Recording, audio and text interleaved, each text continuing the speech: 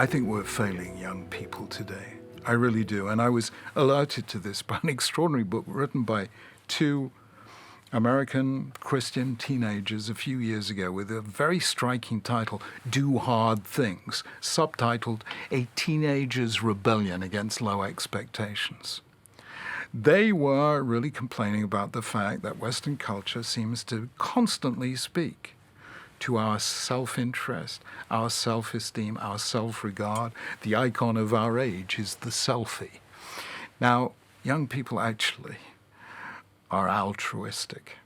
They are inspired by high ideals. They are not yet cribbed, cabined, and confined by disillusionment or the sense that you can't really change the world.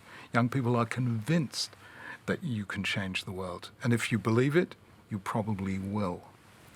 So I think we have to deliver a message which is quite different from that of liberal democratic politics and the market, both of which are entirely viable, but both of which speak to my self-interest.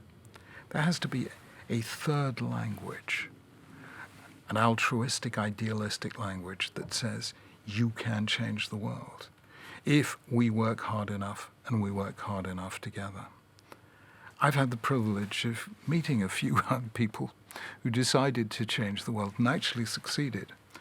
A few months ago, my wife and I were visited by a young man called Adam Braun, 31 years old, who just wanted to meet and have a conversation. And he told us his story.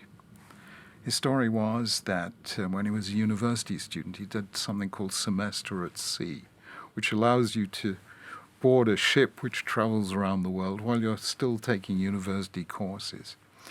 And in order really to enter into the spirit of each new country he visited, he decided he would ask a child at random what, if they could have anything in the world they would like to have.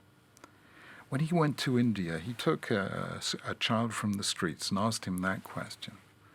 And the child, a street child living in poverty, said to him, a pencil. Adam said, no, you can have anything you like. And he said, a pencil. So Adam gave him a pencil. And then he got back on the ship, and sometime later the ship was involved in a storm where everyone on the ship thought they were going to capsize and drown. And they didn't.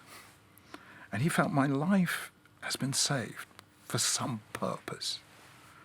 What is it? And his mind went back to this Indian child. And he suddenly realized, if I could just give children in a poor country who have no chance of an education, if I could build a school for them, that would be a way of giving back something for the fact that my life has been saved. So he built a school. He was working for a management consultant firm in New York. And he, using all his management skills and social networking technology, he got together the people to help him build a school in Laos. And by the time I met him at the age of 31, he had built 300 schools around the world.